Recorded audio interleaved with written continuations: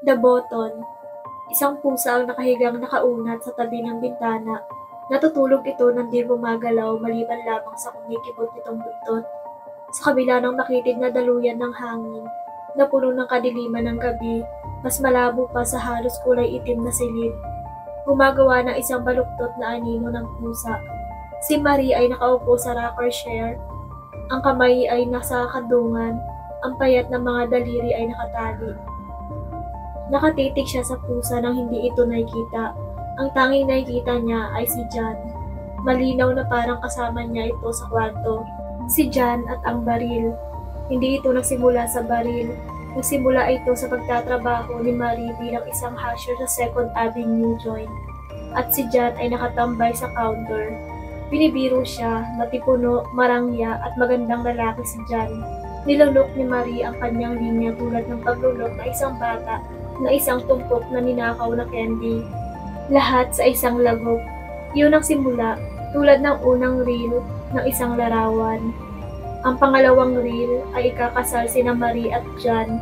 Iyon ay idea ni Marie. Makipagtalo si John ng maraming beses tungkol dito, ngunit alam ni Marie kung ano ang gusto niya.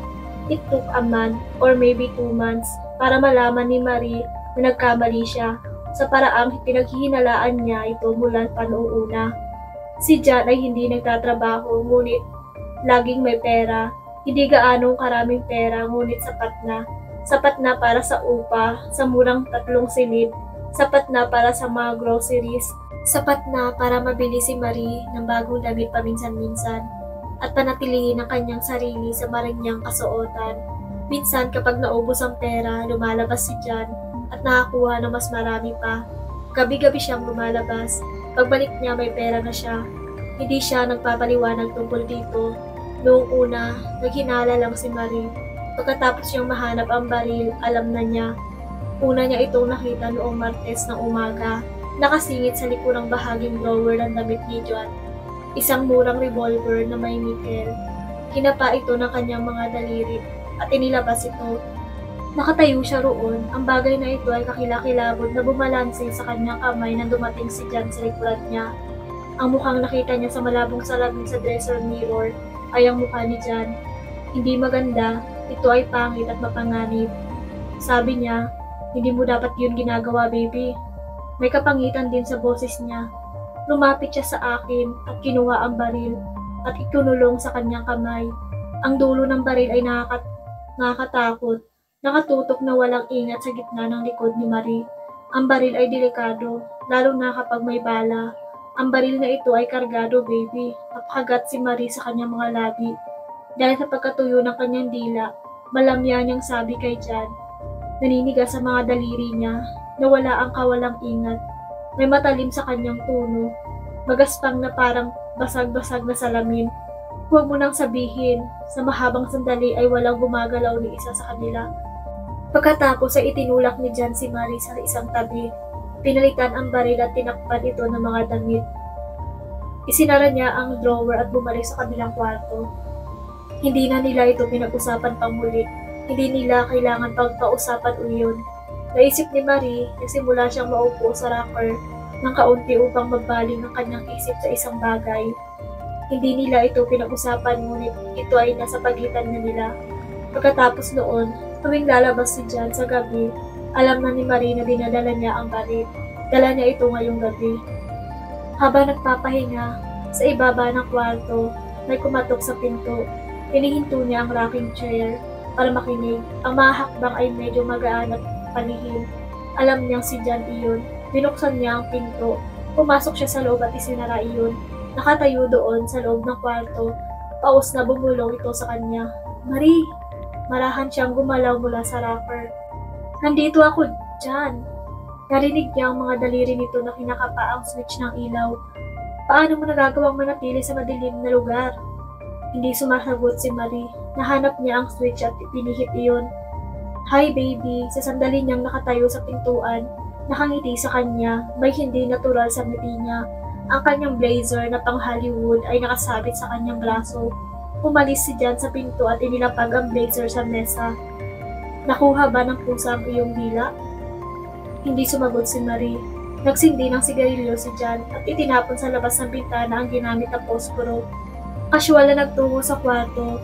Mula sa silid tulugan, sinabi ni Jan, magsuot tayo ng magandang damit at pumunta sa bayan. Tayo ay maraming pera. Anong pera, Jan? Huwag mo nang alamin. Isuot mo yung bagong pulang damit na kinuha ko at magiinuman tayo. Ito ay isang berdeng damit, Jan. Pula, berde, pareho lang sa akin. Lumabas siya sa kwarto at tumayo sa harap niya. Kamukha ng isa at isa. Anyway, ito kaya. Umiling si Marie. I don't feel so good, Jan. Ang sakit ng mata ko. Siya kagabi na. Alauna na. Baliw ka ba? Kinuha niya ang orasan sa kwarto at bumalik kasama nito. See? 5 minuto bago mag-alas 12 pa lang. Hindi tumingin si Marie kay Jan at hindi siya tumingin sa orasan. Tiningnan ko na yan kanina 1 oras makalipas. Alas 12 na noon. Nagkakamali ka. Hindi siya nito hinawakan, ngunit ang kanyang mga salita ay damang-dama. Ang banta ay kasing totoo ng mga daliring kumukulot sa kanyang lalamunan. Like I told you, 5 minuto bago mag-alas 12 pa lang, at huwag mong kakalimutan. Ano ang pagkakaiba nito, Jan? Huwag kang mangialam, basta tandaan mo, pumasok ako bago mag-alas 12. Oo, Jan. Huwag mong kalimutan yan. Hindi, Jan. Okay. Pumasok siya sa kwarto, bit-bit pa rin ang orasan. Narinig niya ang pag-ingay ng kama sa bigat nito. Sabi niya, sumama ka na rin. Oo, Jan. Itinulak niya ang sarili palabas ng wrapper at lumipat sa switch ng ilaw.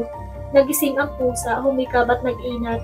Tumalon mula sa pasimano ng bintana at pumulupot sa kama nito sa ilalim ng mesa. Pinatay ni Marie ang switch. Bumangon siya ng alas 6, hindi siya nakatulog, nanunuyo at nag-aapoy ang kanyang mga mata. Dahan-dahan siyang gumalaw habang nagpapalit ng damit. Ang timbang ng kawalan ng tulog at takot ay nag-iwan ng mabigat na pakiramdam sa kanyang mga balikat.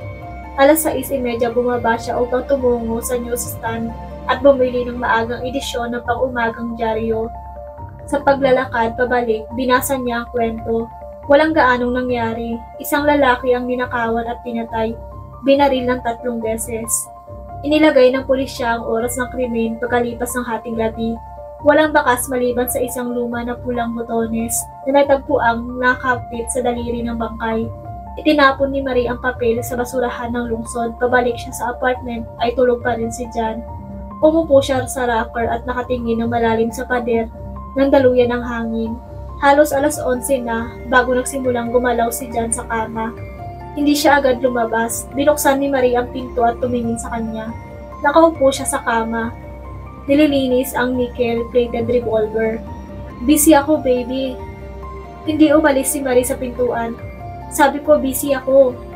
Saan ka nakakuha ng pera dyan? Anong pera? Alam mo kung anong tinutukoy ko. Wala kang pera na umalis ka kagabi. Maingat na sumilip si Jan sa butas ng baril. Napanalunan ko iyon. Nakipagsugal ako sa isang lalaki. Natalo siya ng malaki. Hindi na magaling magsinungaling si Jan. Ito ang sinasabi ko sa iyo. Yan ang kwento ko at papaniwalaan mo ito. Asawa mo ako, Jan. May karapatan akong malaman ng totoo. Pinakintab ni Jan ang revolver gamit ang basahan. Sinubukan ng aksyon ng 2 beses. Malakas ang double click ng martilyo sa maliit na kwarto. Sinadyang mabuti, itinulak niya ang 6 na cartridge sa silindro. Pinaikot-ikot ito, pinitik pasarado, nakapatong ang baril sa kanyang kamay, nakatutok kay Marie. Tingnan mo, baby, ang dapat mong tandaan ay walang asawa ang maaaring pumunta sa korte at isumbong ang kanyang pinakamamahal. Pwede kitang iwan dyan, pwede kitang hiwalayan. Talaga? Tumingin si Jan sa baril, pagkatapos ay tumingin siya kay Marie at bumalik sa baril. Hindi ka nais-nais ang kanyang ngisi. Hindi ko gugustuhin iyon, baby. Hindi ko gugustuhin iyon sa lahat. Baka ikagalit ko ito.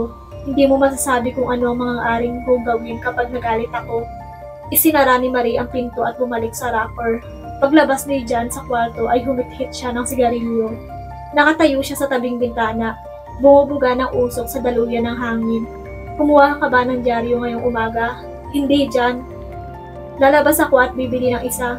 Nagbuga pa siya ng usok sa bintana at siguro pati na rin beer. Ayusin mo muna ang blazer ko. Ang isa sa mga botones ay natanggal kagabi. Ilang sandali pa bago mapilit ni Marie ang mga salita sa paninikip ng kanyang lalamunan. Nasaan ang botones dyan? Paano ko malalaman? Nawala nga ito. Palitan mo na lang ng katulad din ito. Hinagis niya ito galing sa bintana patungo sa mukha ni Marie. Nakuha mo? Kasing tulad niyan. Oo, Jan. Kinaladkad niya ang sarili palabas ng wrapper, dinala ang blazer sa kwarto at inilatag ito sa kama. Mayroong mga lugar para sa 5 mga botones. Nawawala ang nasa gitna. Natagalan siyang maghalungkat sa basket ng pananahi upang mahanap ang botones na gusto niya. Pumili siya ng isang spool na sinulid at nagsimulang manahi. Dahan-dahan pumasok si Jan habang siya ay patapos na. Katulad din ng iba, baby, tinaas niya ito sa kanya. Nasasabi mo ba ang pagkakaiba? Maingat niya itong tinitigan. Magkakatulad ang lahat ng ito sa tingin ko. Nakibit-balikat siya dito. Babalik ako pagkalipas ng 1 oras. Medyo mainit sa labas. Inalis niya ang botones ng blazer at hinayaang nakakabit ito sa ilalim ng kanyang mga braso. Sa kanto ay bumili siya ng dyaryo at nagbasa habang naglalakad. Minsan bumaba ang kanyang mga daliri upang kapain ang botones sa tinahi ni Marie. Nandoon pa rin iyon. Inilagay niya ang dyaryo sa isang bulsa at nagsimulang sumipol. Sa gitna ng pangalawang bloke, siya ay lumiko sa isang bar. Si Mike ang tagapagbantay sa bar. May beer na nakahanda sa counter bago pa man makarating si Jan. Ininom ito ni Jan nang may pagkasakim. Nilabas niya ang dyaryo at inilatag sa harap niya sa bar.